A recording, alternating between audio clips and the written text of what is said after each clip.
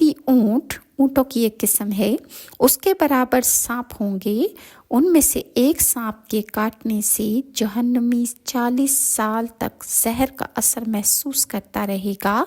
جہنم میں بچھو خچروں کے برابر ہوں گے۔ ان میں سے ایک بچھو کے کاٹنے سے 40 سال تک جہنمی زہر کا اثر محسوس کرتا رہے گا۔ اس حدیث کو احمد نے بھی روایت کیا ہے۔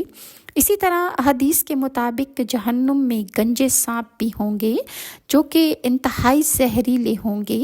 ایسے سانپ ان لوگوں کے گلے میں ڈالے جائیں گے کہ جو زکوٰۃ ادا نہیں کرتے تھے۔ اس کے بارے میں طبرانی نے حدیث روایت کی ہے کہ جہنمیوں کے عذاب میں اضافے کے لیے جہنمی بچھوؤں کے ڈنگ لمبی کھجوروں کے برابر اللہ تعالیٰ بڑھا دے گا۔ اس کے بارے میں حضرت عبداللہ بن عباس رسول اللہ صلی اللہ علیہ وآلہ وسلم سے روایت کرتے ہیں کہ اللہ تعالیٰ کے ارشاد کہ ہم ان کے عذاب میں مزید اضافہ کر دیں گے، یہ سورہ نحل کی آیت نمبر 88 کی تشریح ہے کہ جہنمیوں کے عذاب میں اضافہ کے لیے بچھوؤں کے ڈنگ لمبی کھجوروں کے برابر بڑھا دیے جائیں گے۔ اس حدیث کو طبرانی نے روایت کیا ہے۔ جو لوگ زکوٰۃ ادا نہیں کریں گے ان کے لیے حدیث کے مطابق گنجے سانپ ہوں گے۔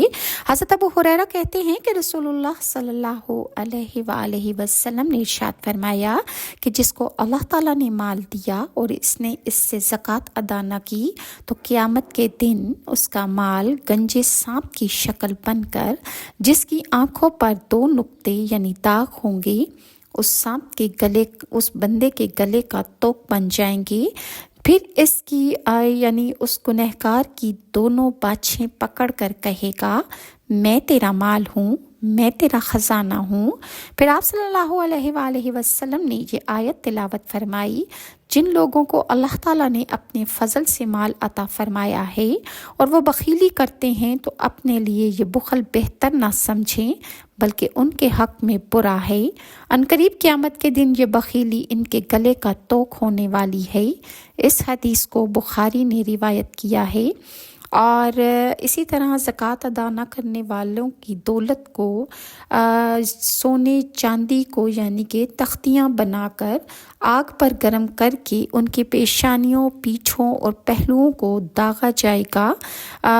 جانوروں کی زکوٰۃ ادا نہ کرنے والوں کو جانوروں کے پاؤں تلے کچلنے کا عذاب دیا جائے گا۔